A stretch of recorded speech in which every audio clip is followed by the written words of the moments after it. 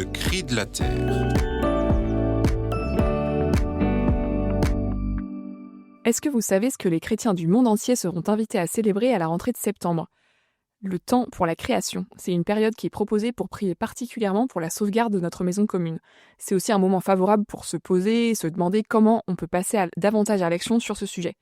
Cette initiative n'est pas encore très connue dans les paroisses catholiques et c'est pour ça que je vous en parle aujourd'hui.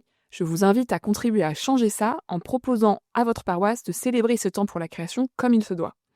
Le temps pour la création a lieu tous les ans, du 1er septembre au 4 octobre. C'est un événement œcuménique. Il a d'abord été proposé par les chrétiens orthodoxes, puis le pape François a invité l'Église catholique à s'y joindre à partir de 2015 et de la publication de Laudato Si. Le but de ce moment particulier de l'année, c'est d'apprendre à prier davantage pour le soin de notre terre, prier pour que nous devenions plus attentifs et réceptifs aux cris de la terre et aux cris des pauvres qui sont profondément liés. Et que cette prière nous aide à agir pour la justice et la paix à la suite du Christ, par le biais de la sauvegarde de notre maison commune notamment. Pour ça, on peut mettre en place des choses très simples qui peuvent vraiment aider à la conversion des cœurs. On peut prendre une intention de prière universelle dédiée chaque dimanche de septembre et de début octobre. On peut prévoir des chants qui louent le Seigneur pour la beauté de la création. On peut aussi distribuer à l'Assemblée l'une des deux prières qu'on trouve à la fin de l'encyclique Laudato Si.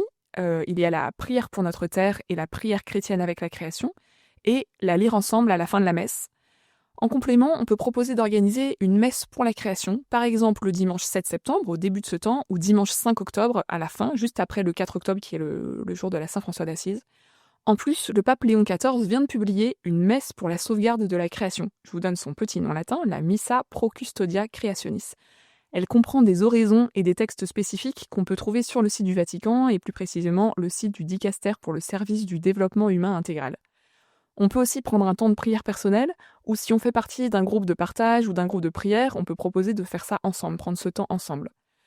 Pour vous aider dans ces différentes propositions, avec les jésuites, nous avons publié des ressources spirituelles pour le temps pour la création, que vous trouverez sur notre site jésuite.com.